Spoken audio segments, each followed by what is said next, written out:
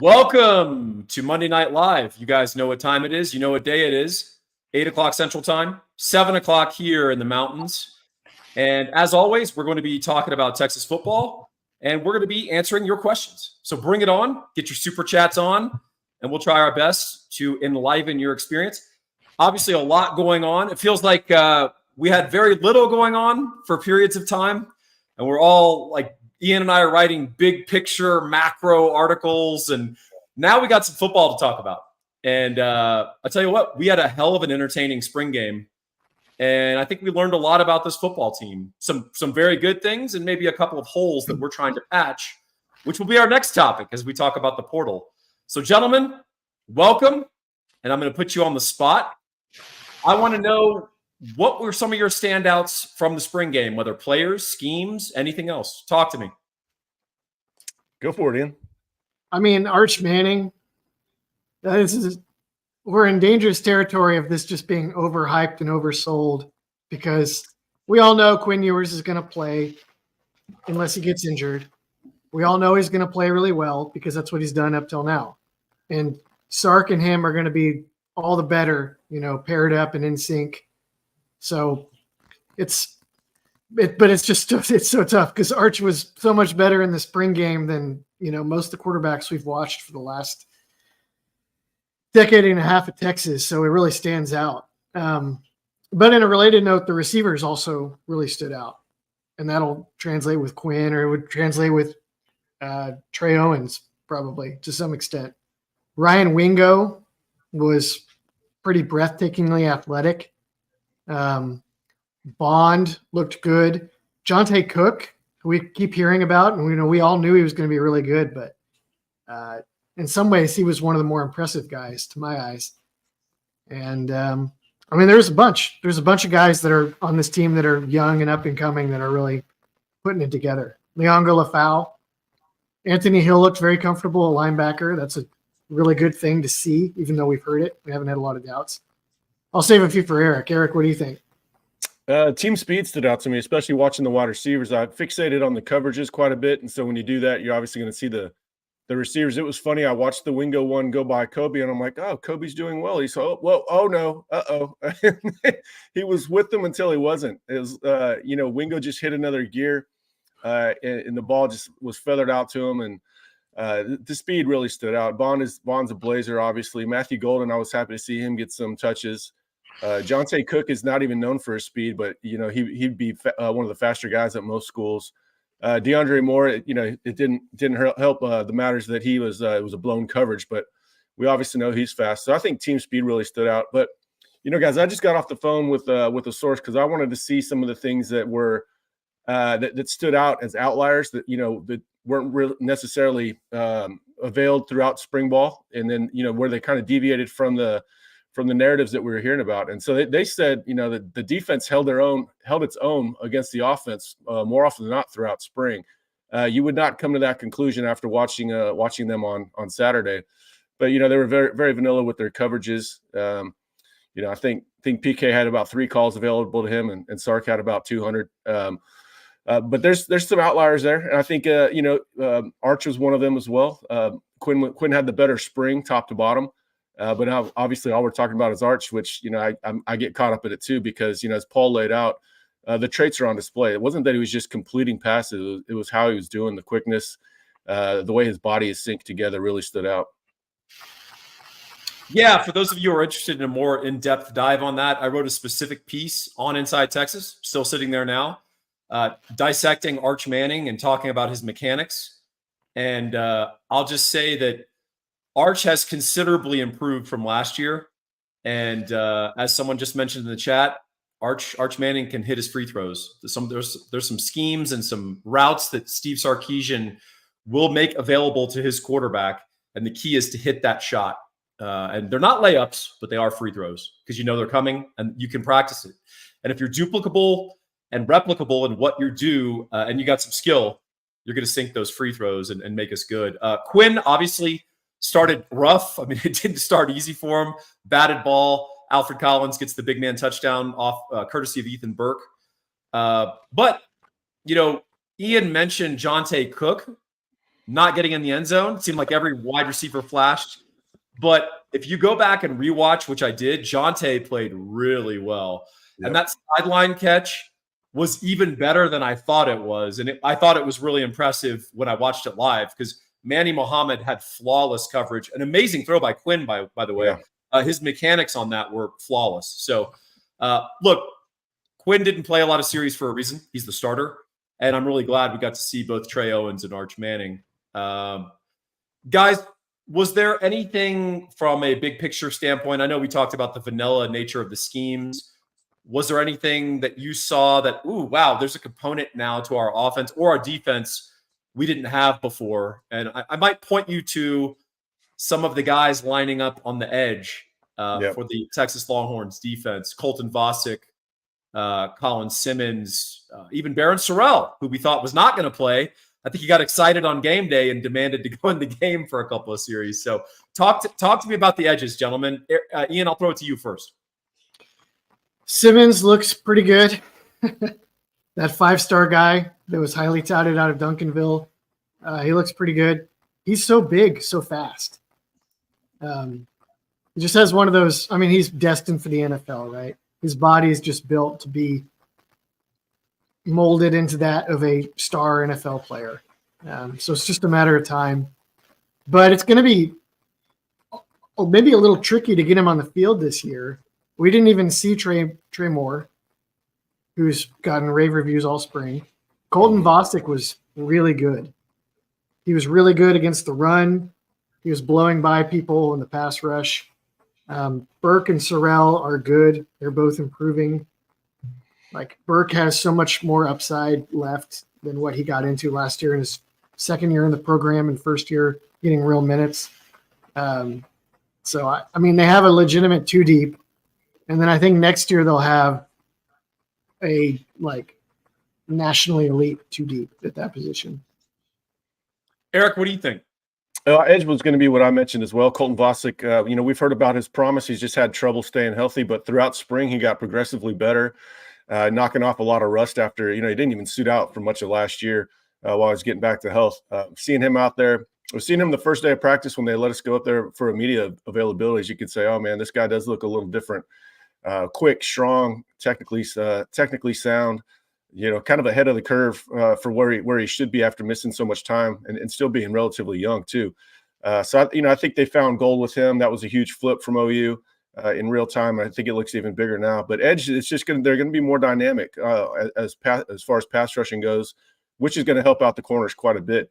I'm glad you mentioned Muhammad's coverage on that Quinn Ewers throw, which was a great throw as well. That's kind of like a theme throughout spring is, guys are the coverage is right there, but Quinn was able to pinpoint the ball right in. And that was a fantastic catch. That's what we hadn't seen enough of, the play just being perfect all around outside of, Muhammad giving up the reception, but there's just so much NFL talent involved on that one play. It was just a microcosm, I think, of where the program's headed. Absolutely. And one quick comment before we throw to the super chats. We've got a lively chat today. Love it. These folks are fired up about Texas football. They should be. We've got a couple of super chats from a couple of stalwarts who always come through for us, like Brett Nelson. Before I do that, I do want to caution on the secondary. There are some things I didn't like what I saw.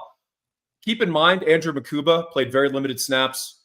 Jahdae Barron didn't play at all. And Manny Muhammad didn't play a lot. And when he did play, they avoided him.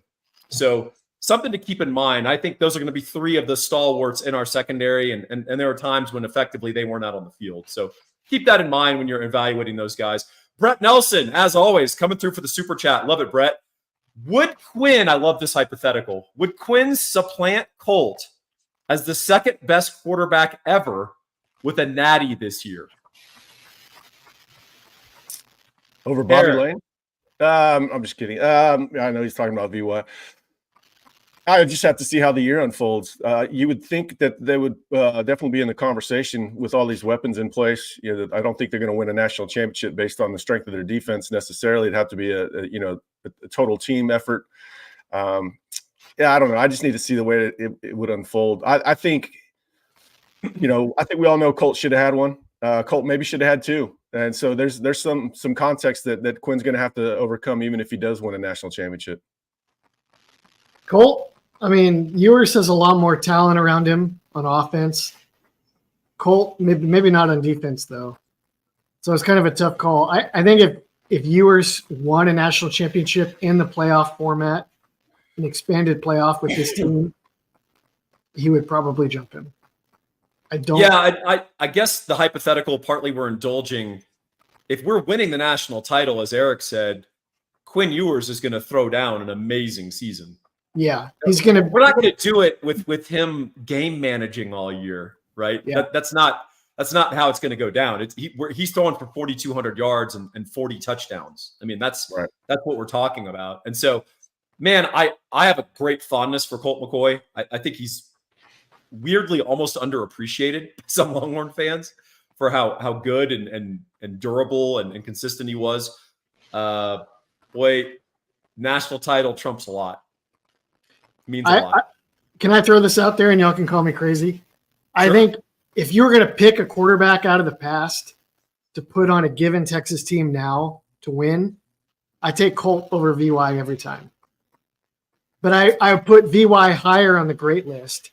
Right. Because what VY did in his era was just unstoppable. No one had seen anything quite like it. Nobody knew what to do. Like, teams didn't even have nickel packages back then. It's like they had no idea what to do against him.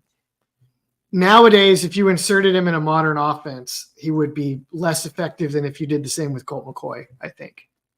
Yeah, I think that's an interesting contention. I've heard you make it before, and it gets an interesting reception. But I think by the reasoning that you offer, I think it makes sense. Hey, let's get to Brett's second question.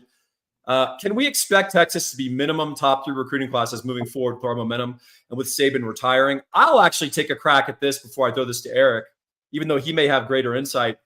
You know what? I don't care. I actually, whether we're the 4th ranked class or the 2nd or the 1st or the 5th, I just know that Sark recruiting is a piece. It's the start of the puzzle. And Sark is identifying the right guys and finding the right mental evals. And then we're finding guys that are growing on campus. I mean, DeAndre Moore, you watch his high school tape, Eric, and you go, oh, he's pretty sophisticated, good hands. I guess he's an average athlete for the position. And then he gets to Texas, and within a year, he's one of the 5 fastest dudes on the team, and the team's not slow. So, Eric, I'm going to throw it to you. I hope I didn't blunt your answer here, but I almost think we're going to have really good recruiting classes, and I'm not really particularly concerned where they finish in the rankings, I'm assuming they're always going to be in the top 10. Yeah, there haven't been many misses in the era so far. I mean, there's been a couple maybe in that first class where they were still getting their feet wet. They were learning the landscape. They didn't have nearly as much time to evaluate them. And like we always talk about, they're evaluating recruiting as much as athletically. I think when Sark takes on such a role to get to know these guys, I think he's really trying to get to know them. It's recruiting as well, but it's also he's got them on a job interview. He's trying to nitpick them here and there and get them talking and find out as much as he can about them. Are they self-starters and that sort of thing?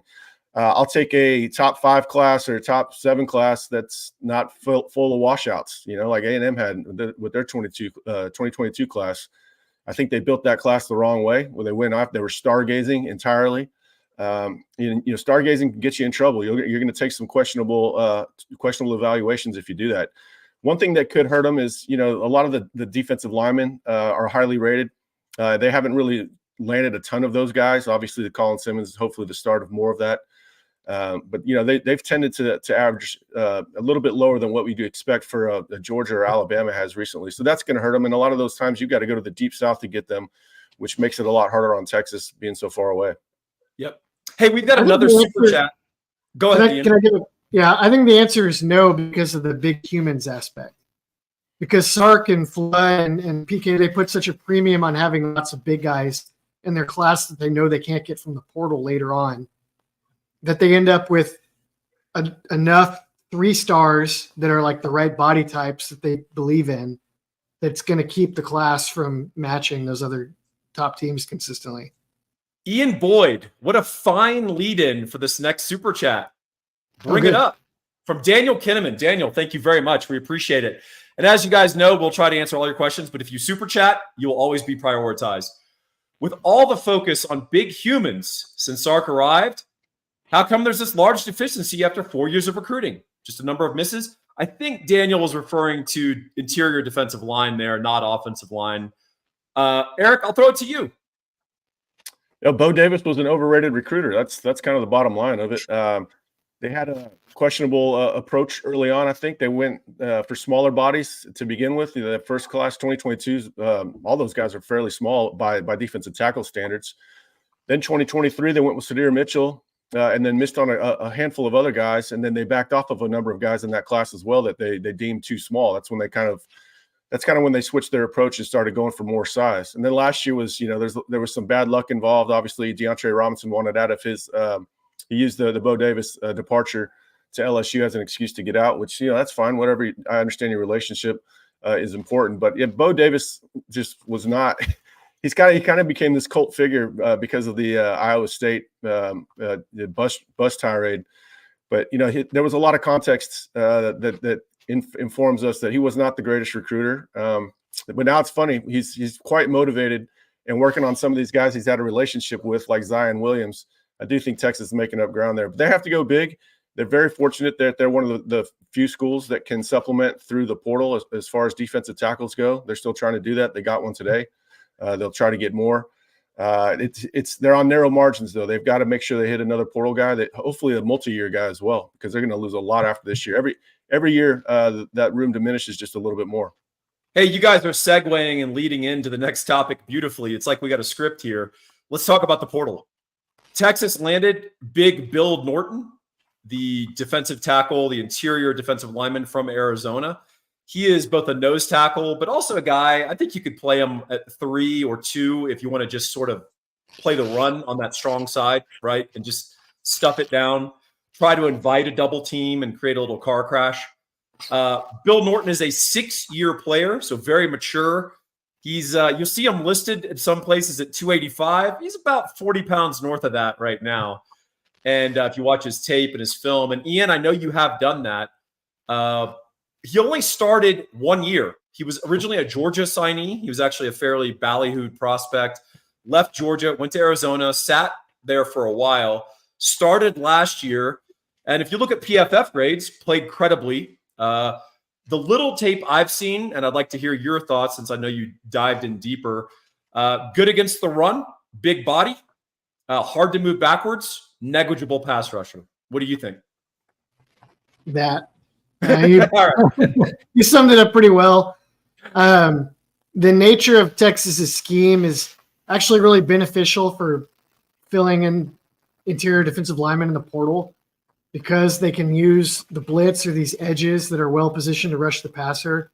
They can kind of just make it work with big, stout guys inside at tackle. They've had better than that recently, right? Like Byron Murphy in particular. But I think they can get by filling in these guys that are just like this guy, Norton. He spent 6 years making himself a nuisance in the run game and just teaching himself how to have value by getting in the way. That's really valuable. You need somebody to do that. It can be hard, as we've seen at Texas, to get the high-flying 4 or 5-star blue-chip defensive lineman to learn to do that, because it's so thankless and tough and, inglorious. It has nothing to do with rushing the passer or getting stats or tackling people. So I think it's a very useful addition. I don't have much now. I think your succinct analysis, though, is pretty much covers it. They'll stick him in there for 30 snaps a game. He'll be hard to move. That's valuable. Good to have him. Hey, Eric, is this the Texas program plucking some available ripe apples? Or is this filling a deficiency that they see on the roster because they're not happy with what they're getting from their current guys within the scheme? Well, I think it's a mix of both. Obviously, Nanson's prior relationship is going to help out quite a bit with him and maybe Jay Toya as well. I know a lot of people weren't excited about Nanson, the possibility of him being a defensive tackles coach. I don't know, man. That might not have been the worst outcome, just based on his, how he's helping fill that deficiency. I think it's a little bit of both, though. They're quality players. Again, we talk about it, Paul. You've written about it for years. There's not a lot of substitute for maturity, physical maturity. You'll take that over the 5-star that has more baseline athleticism that's, early in his development. a guy like Bill Norton that's 23 years old or whatever, who's physically mature, mature like a lot of NFL players in some ways as far as just his physical stature. You'll take that guy, especially on a 1-year rental. I mean, it's he's not clogging up a whole lot of eligibility while he gets to that point of being able to give you really good snaps. So they're fortunate. Not many schools are like that. I don't think Texas fans realize how good they have it. That UT's NIL is in pretty good shape. They've got a very proactive staff that is obsessed with having a roster that they can win with. I know we were asked about depth earlier. They're just never satisfied with improving the baseline talent on the roster. Hey, let's talk about a talented guy. The portal gives, the portal takes. Texas has been taking more from the portal than they've been giving the last 2 years, and maybe the inverse early in Sark's tenure. They lost Savion Red. Savion Red is a good athlete. He's not without some traits. He showed up fairly heavy at the beginning of spring practice, 240 plus. Seems to have played himself into shape a little bit, at least from the spring game. He's a dynamic guy. He's certainly a dog on the field.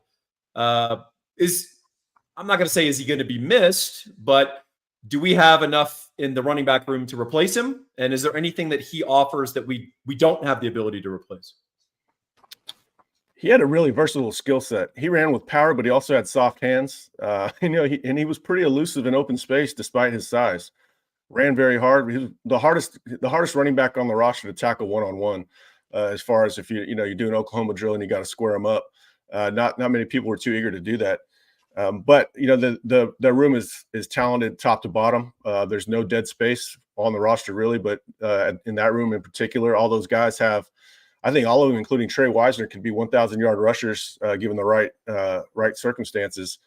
So some odd man out. They're going to try to take 2 more in this next cycle. That's just how they want to recruit, and we wish him luck. He's definitely an interesting prospect that has a lot of value for the right team. It'd be really curious to see him on a team like maybe like a G5 program that really wants to run the ball 20, 30 times with their lead back and are willing to put up with some stuff to have a star. I'd be really curious to see that. I think he could maybe be phenomenal in the right context. He's got some Joe Bergeron to him. He's a good player. I'm a gambling degenerate, so I watch a fair amount of G5 football because that's where you could actually find some advantage, right? If you kind of know football and broadly what matchups mean. Uh-huh. And Savion could do work there. In the chat, someone says, question is, was he at Rojo level? No. Not right now. And Roshan Johnson was like the model citizen football player at the University of Texas. And I think Savion Red had some distractions from time to time. Yep, absolutely. Connor, bring us some questions. I'm going to trust you, my man. Wow us. All right. Lone Wolf. All right. Well, thanks for joining our pack, Lone Wolf. We'll try not to have our alphas eject you. Ian, you're an alpha. Is Texas going after the corner out of Colorado since our corners are getting beat? This is a crisis, Eric Nalin. Are you aware that our corners got beat? Is Wardell Mack starting for us in September? No, I had no idea. All right. Yeah, it's not like Jahdae Barron and I think Malik Muhammad would fare up pretty well out there. I don't think didn't Deion have some disparaging things to say about Cormani and his buy-in? So I mean, if that's the case, if Deion's got things to say about Cormani McClain's buy-in, Deion of course doesn't really. He says that culture is overrated, which I find hilarious. But yeah, I don't think that they're going to go after that. I think our lone wolf is stargazing a little bit here, guys. Yeah, even if you don't feel great about the corners, I think Muhammad is going to be very good, and they could play Barron there if they need to. So I don't know. Maybe they'll sniff around, but I don't feel like that's really. I mean, obviously defensive tackle, and I would say even maybe punter is a higher priority. Although that kid Ferris was pretty darn good in his 1 or 2 punts in the spring game. You didn't read my little update today. I think they might go after a DB. We'll see. We'll see if anybody leaves, then they'll definitely go for one, but they might go for one anyways. Ian told me he doesn't read most of your stuff, Eric. No offense. I don't blame him. We have a question from our own Justin Wells, but before that, I want to remind Mike K. Lone Wolf that the strength of the pack is the wolf, and the strength of the wolf is the pack. All right, Justin, what do you got? Oh, this is great, Justin. Thanks for being a turd.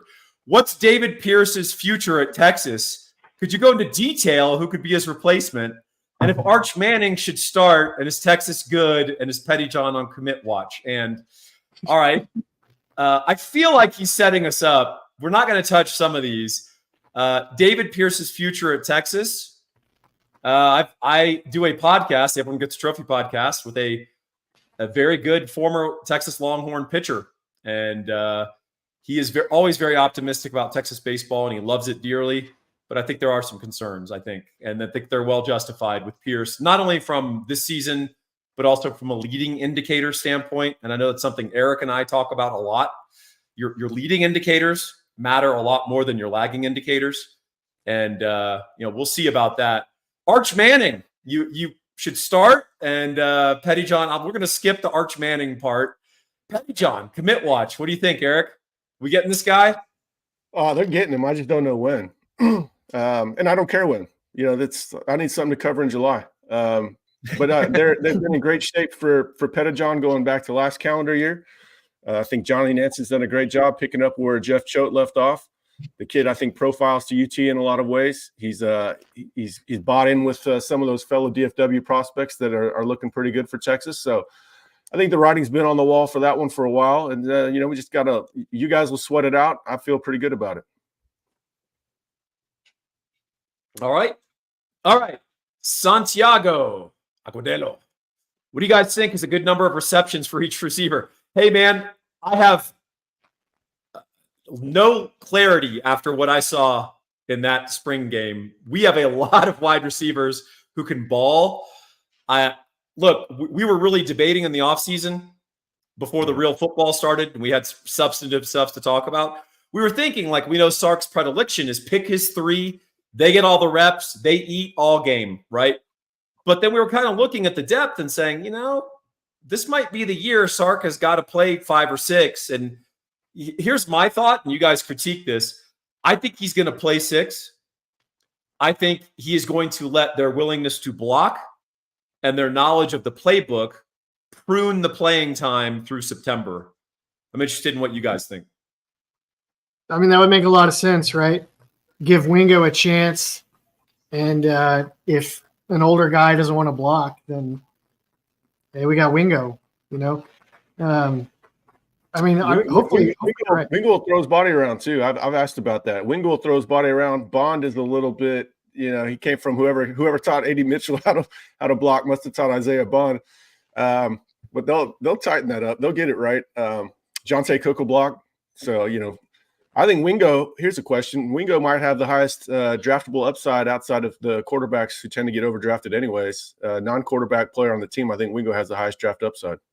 Hey, you know who doesn't always block but has plenty of time to work on it after I rewatch the scrimmage? Parker Who's Livingstone. That? Oh, yeah. Not a big he blocker. He can work on his blocking. All right, what do we got? I think we got a super chat. All right. You guys are bringing it with the super chats. And as always, they get prioritized. Freelance Society. We may have to hire you on, freelancer. Since vertical threats have been an issue, will Texas ever play 3 high safeties? Would that work in the SEC? I wish there was someone on this Monday Night Live who had written about 3 high safeties, who knew something about that, who had dubbed a name for it that now the national press uses, and maybe even wrote a book about it that's still available on Amazon. Eric, is that you or Ian? Talk to me. It would work in the SEC. It's been done before a little bit. When Jalen Catalon won the freshman All-American, he was playing in that scheme in Arkansas. Hey, can I interject though? That Arkansas defense sucked. Well, okay. All right. I think it would work in the SEC, but I don't think we're going to see it at Texas. I don't think Pete Kwiatkowski is particularly interested in it. He's got this long career of successful defenses not doing that. They dabbled in it with Gary Patterson in 2022 for half a game. They were bad. They weren't very invested in it. And from what I've heard, Patterson thought it would be a good idea, but then he wasn't there anymore. I just don't think that's really. I think he would rather. Three high safeties is something a lot of teams do when they can't just like play straight and play man. And when you can recruit 5-star defensive backs out of DFW in Houston, and you want to recruit them to come play man and play in the NFL, the three high is a little less appealing. There's ways you could make it work and still develop NFL skill sets and all that, but that's so many levels beyond what Texas does right now down that path. I don't think so. Not with this coaching staff. It also requires, I think, a total systemic commitment. Yes. To making it work and running it, because you can get into more trouble with three high safeties if you don't run it correctly than you might think. And you might actually end up not only giving up the run because the guys don't know where to fit, but you actually end up giving up deep balls because guys don't know who to bite on and run up on and who to stand back and hang. So it's a real commitment. I don't see Texas ever doing it because the belief is that we can recruit the guys to play more conventional pass defenses that can, be a little more limiting against the elite offenses. Venables might. Venables even used it. I mean, he shut down Ohio State in 2019. Do you remember in 2019, a lot of the national media thought Ohio State was one of the best football teams they'd ever seen, even though LSU was happening at the same time. And then Venables used that, I call it the flyover, that three safety look. He adjusted to it after a couple scores, and he shut down Ohio State and just completely confused Ryan Day. If it worked against that team, I'm sure it could work in the SEC from the right coach. Maybe Venables will make it happen. All right, from our man, David Keith Williams, at Eric Nalim. He doesn't care about our opinions, Ian. Do you think Keyshawn Johnson has moved ahead of Andrew Marsh and Marcus Harris in the Tier 2 wide receiver group, below DeCorian Moore, Khalid Lockett, and Jamie French in the Tier 1 wide receiver group? Eric, have at it. Well, yeah, I think he asked me because I know that that's Kelshawn Johnson and not Keyshawn Johnson. I can't read because I'm blind. We already talked about this. And that Jamie French is accurate. My wife does our newsletter, and she's like, "Can you guys get rid of this typo?" And I'm like, "That's not a typo. That's how they do it." I don't know that he's moved ahead. I think that there's a handful of guys that they would take commitments from. I think every single person on that list they would take a commitment from. It just kind of depends on what order they go in. Obviously, Moore has a spot in the class until the very last second. But right now, yeah, they would take Kelshawn, they would take Marsh, they would take Marcus Harris. I'm not sure how they have them necessarily grouped in as far as preference goes, but they're all takes. They're pushing for all of them. It's going to end up being a stellar wide receiver class. We just kind of we're going to have to see how it plays out. But they have made up a lot of ground on French. He's very high up the list. DeCorian Moore, I think everybody knows how Inside Texas feels about that one. Kelshawn, they like speed, but Kelshawn just has really good football makeup too. Guy could play DB if he wanted to. He's hard-nosed. Good all-around athlete, track star, basketball player. They like that athletic profile that he has. I would think it's fair to say that they're higher on Kelshawn than a lot of schools. But they take all those guys, and it just depends on how the commitments transpire. And that's kind of like how it's going to be for some other positions too. Some guys that could commit now might not have a spot in July. So I think they're going to start pressuring guys, in the way they want to after this May evaluation period. But not quite yet. They don't want to rush these guys because they're still trying to do all their homework as well. Yeah, and David, I was just teasing you in the intro. Eric is the expert with recruiting, and I'm glad you pitched it to him because apparently I didn't know it was Kelshawn Johnson. It's Keyshawn until I already said the name, and I didn't want to backtrack. So Syracuse horn. Well, which is it, man? Is it Syracuse or the Horns? Which orange? Rumblings that a defensive starter may be hitting the road. Any comments? Yeah, that's part of an update that we had today. I'm not going to put the player's name out just in case he stays. I don't think that's fair to him. Sometimes these things can kind of spin out of control, and if it goes out there public and they start hearing the talk on the internet, it's just it's not good. But that's definitely possible. But I'm not sure that Texas will be okay. Don't worry about it. Yeah, but I'm not going to put the player's name out. Does his name rhyme with Friday Aaron? Friday Aaron. Oh, Jade Barron? No. How about Raleek Rohamid. No, and not Vernon either. I think Vernon got married the other day, right? He did get married in Paris. You show a girl in Paris. That is bizarre. I just spent 3 nights in Austin for the stupid spring game, and he's getting married. I remember being nervous and having butterflies going into my varsity high school coach's office to miss a Tuesday practice because I had strep throat. Yeah, I actually had strep throat. Man, yeah. Oh my Lord. I can't imagine. Oh man. All right. Brent Kennard was start doing a bit of DT recruiting trickeration when he limited Collins' playing time and sent Broughton to Paris. This is 5D chess, so I've got to turn to Ian. What do we think? Was there some trickeration going on here, or did Broughton self-select to go to Paris, and that was not a part of a master plan? Maybe on Collins, right? Especially after he on the pick 6, before the pick 6, he shoved DJ Campbell into the backfield, which I hadn't noticed until I don't know, the 4th time I watched it. And I was like, oh, wait a minute. Collins was dominating that rep and just happened to be rewarded by, the Burke tip pass. He didn't play very much after that. He wasn't really as good after that. Maybe used up all his gas on the interception return, but there might be something to that, right? They were hosting Jay Toya, right? And I think they were hosting Bill Norton as well. Yep. And then, put it on a film for Demonic Williams, as we like to call him, coming on Tuesday and Wednesday, right?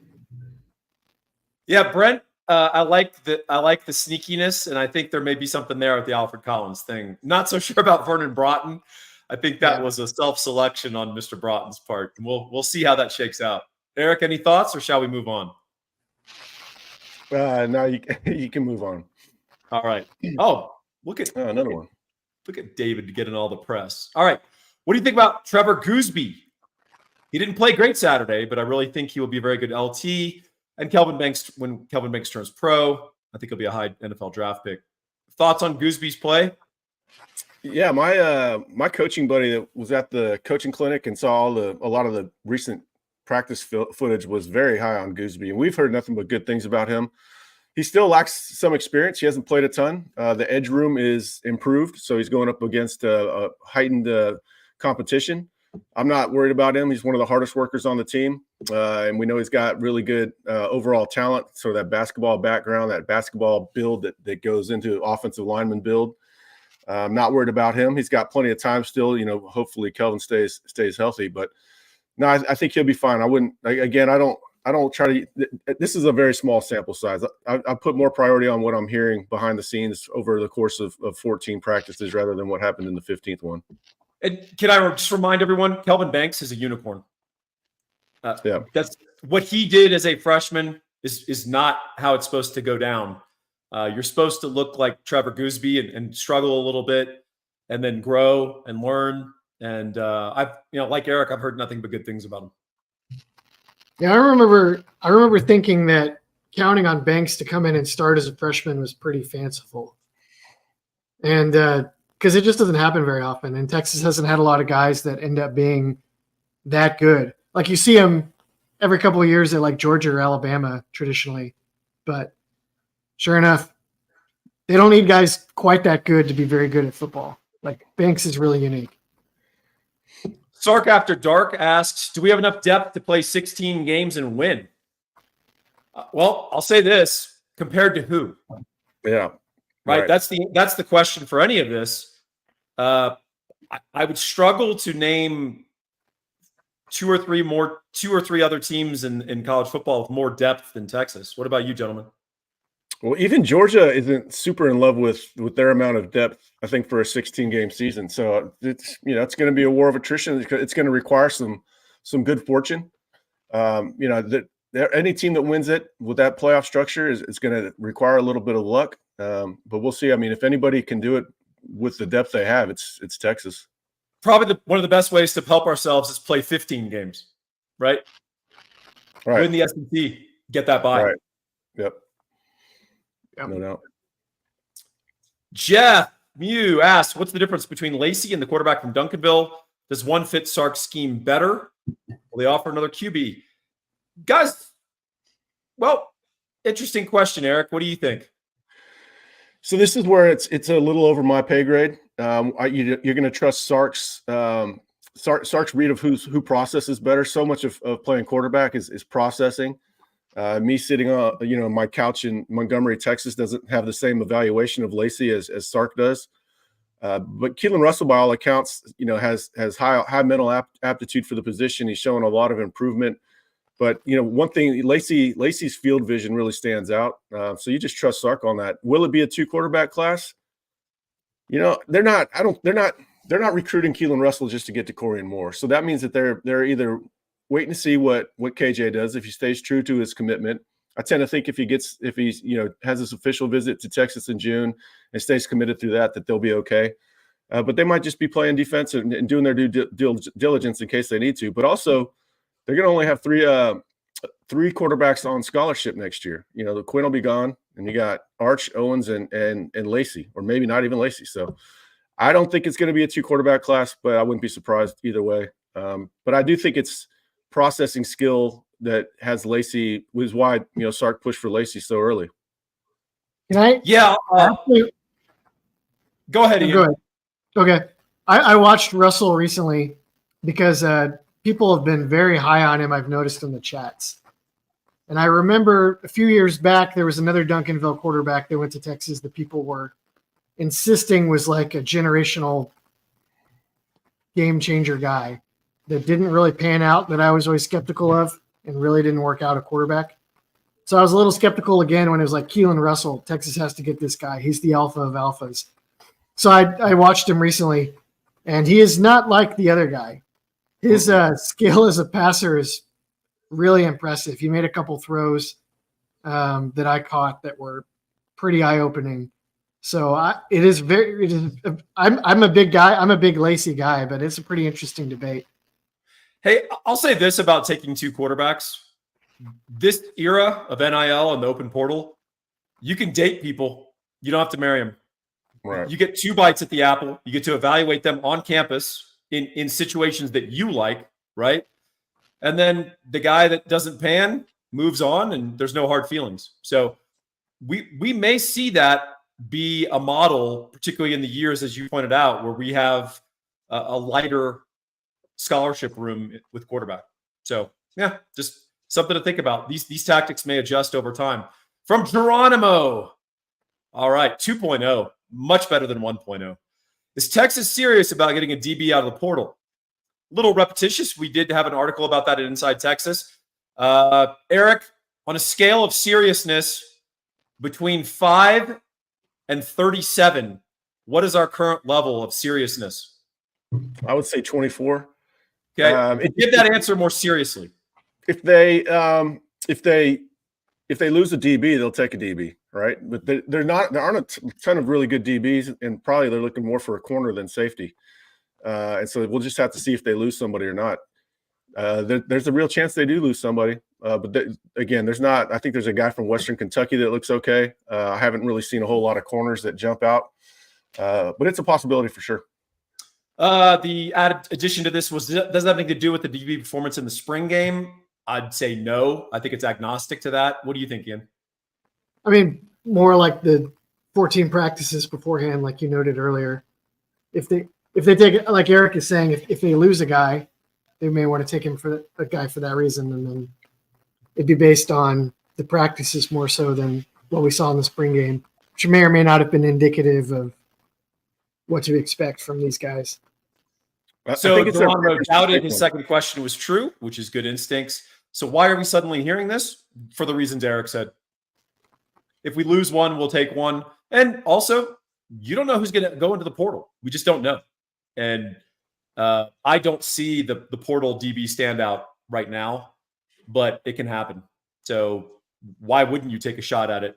This coaching staff thinks they have a very good team, and I think they're going to push in the chips. Cinco de Mayo. Is Ian sipping on whiskey? He often is. What's up, Ian? It's just apple juice. It's like in a movie. Did you take it from one of your kids? Yeah, I thought so. one of the kids did not finish their dinner, so apple juice for daddy. There's no One way. of There's the no way sure that's true. methods as a dad to put on weight is when your kid doesn't finish their dinner and you just finish it for them. Yeah. And, you stack that up for 30 something consecutive nights and you're like, I need to run a little more. R. Jacob Woodyard says the entire team just looks night and day different from 2021. It's really wild, the size and speed difference, in my opinion. Yes, amen. Co-signed. And let me add one thing, R. Jacob. Viable second team offensive line. So on the rewatch of the scrimmage, when you go with the second team offensive line, particularly when you even took out Majors and Banks, which they did fairly early, there's not this massive drop off where you can't even run the offense. And if you think back to 2021, that was the case. You literally couldn't run the scrimmage anymore because you didn't have enough quality offensive linemen to even stop, to even be a turnstile. So not just team speed, size, but man, we're starting to build out some depth in some critical areas. Eric, what do you think about the size and speed differential? Yeah, I mean, that's how they're getting to the point where they can, reload rather than rebuild. They've got these guys that, a lot of fans forget about that are developing this whole time. Well, everybody pays attention to the starters. You've got a lot of guys putting in work, wanting to become a starter themselves. I think competition is through the roof. I think their evaluations have been very good. Again, they got the guys that have that size that they're looking for. It's just the program's in a really good place. I'm running out of things to write about it. Who would have thought that we would have been here after going 5-7 that first year, 8-5 the next? It's just, Sark's got them on. The record is following. Agreed. Geronimo again. 2.0 because he gets 2 questions. How crazy is it that Vosick and Burke were bookending Westlake's pass rush? That is insane. That's got to be an all-time high school edge duo. I remember thinking about that at the time and coming up with a couple of corollaries. Ian, do you remember that when we were kind of like brainstorming? But they were incredible. They were so dominant, and they were a big part of that the state championship team. Probably would have won a national title too if they'd played the other high schools. Just a withering pass rush, and both of them 6'5", 6'6", 230, and just bringing it on every play, batting down balls and causing havoc. Ian, can you think of a comparable high school edge duo? That Justin Wells would probably be the guy for that, or Eric. But didn't they end up in like the 6A Division II bracket also? Yeah. So it was they just murdered everyone. I wish that we had seen them against, I don't know, a different all-time. They're up there with like that Katy team from like 2015 that just had this unbelievable run with like their defense was insane. Giovanni Stewart or whatever the guy went to West Virginia, and a bunch of 3A guys. I kind of wish we'd gotten to see him against, I don't know, North Shore and Duncanville at least.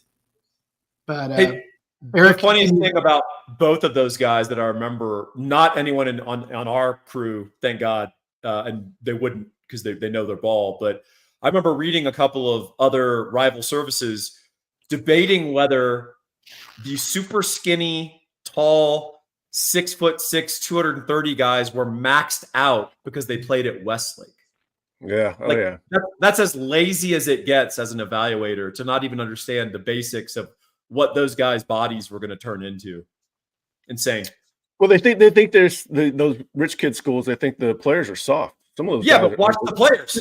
They're super hard nosed. Yeah, and they haven't even grown into their bodies, right? These guys, everyone knew they're going to play at 255, 260, maybe even 270s one day, right? Insane. Yeah. Those schools notoriously have guys that are like 6'1", 250 playing guard that are maxed out, right? They've capped out their athletic potential. They've been prepared for this their entire lives to be a Chaparral state champion, right? That does happen. But those guys are not the 6'6" guys that play lacrosse at a D1 level in the offseason. And Vosick had sophisticated like NFL rush moves, even as a high school senior. It was shocking. All right, Cinco de Mayo. What recruit have you been most wrong about over the last 5 years? I'll lead off. It's actually not the last 5 years, but they jumped to mind. And it always is a caution for me with certain body types. Taylor Bible, like if you guys can remember him as a defensive tackle, he had as dominant a junior set of tape as I've ever seen in high school. And then he basically just ate himself out of football. Sonny Davis from Austin Lanier, absolutely dominant athlete, huge body, but I mean, really great feet. 4'9", 40 in high school at like 330, and just ate himself out of football. It's tragedy, but it's something that really I had to caution that you need to investigate that part of the recruit as well. And Eric always talks about the mental eval. And boy, I didn't have the ability to do the mental eval on those guys, but it was a big cautionary tale for me on both of those recruits. I got to go with Hudson Card. I mean, I thought he was going to be a great college quarterback, and that hasn't been the case. So that was a pretty clear miss within the last 5 years. There's a lot of them, but you learn something from each one of them. You know, what did you get wrong? What did you get right? And you try to. It's a constant learning curve, like Paul's talking about. The verdict isn't in yet, but Brennan Thompson I thought would translate a little better. It seems like maybe track has been a little bit of a distraction almost. I mean, if you're a track star, is it really a distraction, or is it just a worthy, other pursuit? But I thought, like, get Brennan Thompson and Evan Stewart, and Texas would be cooking with gas for years. And they scored neither and have been in great shape. So I thought you were going to go Kyle Porter, Ian. All right, I've got another. Well, that was you son of a gun. Oh, man. Freelance Society, bringing it. Love this guy. Is Sark under real pressure this year to beat OU? Seems like one regular season game he has to win. Thoughts on OU's spring game? I'll start if you guys don't mind. I did not see OU's spring game. I will be watching it. Or I could just ask Ian for the download. I'm sure he's watched it several times. But is Sark under real pressure this year to beat OU? He is for me. I don't know about anyone else. But 1-3 against OU ain't it. That's not what we want from Sark. And there's many reasons that he started slow. Obviously, that the team he started with wasn't great. But boy, those games have been. They could have gone either way. The two of them that were competitive losses to OU. But Sark needs to find a way to get some stops from that defense when it matters. What do you guys think? I mean, I'm still mad from, I can remember how I felt walking out of that stadium, or trying to walk out of that stadium. We were all sardines, couldn't get out of there, which made it even more miserable. Yeah, it felt like OU wanted that game more. And that's the bad part about it, right? That's the thing that's hard to accept. And then they played a cleaner game for the most part. They backed it up. So I do think he needs to win it. But I mean, what does real pressure mean? I mean, if he loses it, it's not like they just signed him to a gigantic contract, keeping him away from Alabama. So I don't know what it practically means. He should win. I hope he wins, but nothing happens if he doesn't. The game would have to really cap Texas's ceiling next year to put serious administrative pressure on Sark if he lost. Although it would be like the following year, there'd start to be, the 1-3. Hey, you're going to beat this team eventually, right? The plus, with the playoff now, they could play Oklahoma in the playoffs. So that's I'm a big fan of the expanded playoff, but things like that are the one thing that give me a lot of pause about it. It's just diminishing the impact of that game. Yeah, you and I did talk about that. You're devaluing the regular season a little bit. And that's one of the things that made college football so special. So, you could take another hack at OU again. So, what a great way to end. I like this guy, Tom Doyle. Tom, feel free to write in anytime. Paul, are you releasing another magazine this year? I really enjoyed the insights and previews of all the teams we played last year. I had it shipped all the way to Tokyo. Tom, thank you so much. I really appreciate it. And yep, I will be writing it. It is going to be a chore and a half with the new SEC and all the teams I'm going to have to cover, in addition to our non-con and all the other stuff I put in there. But I really appreciate that you liked it. And I've gotten a lot of questions and comments about it, and I'm going to be working on it hard very soon. And for all of you who want to be informed, not just by a big preview book, but also every day, you need to come to Inside Texas. That is where the good Longhorn conversation is happening in every sport. Use promo code IT1 to get 2 months of InsideTexas.com for $1. Ian, how much is that per week? Jeez. He didn't know there was going to be math. He's No. all hopped up on apple juice. It's Yeah. all right. Plus, Oh my You guys, Lord. remember, you've seen the Sally Struthers commercials? For just a few cents a week, you can feed your Longhorn desire to learn and grow and be a part of a great community where the conversation, the discourse is always awesome. Gentlemen, you guys have been awesome tonight. Thank you so much. The chat, you guys have been lively and fantastic. I think having a spring game to talk about has made everyone excited. We all have a spring in our step. And for Eric Nalin and Ian Boyd, I'm Paul Woblington saying, see you at Inside Texas.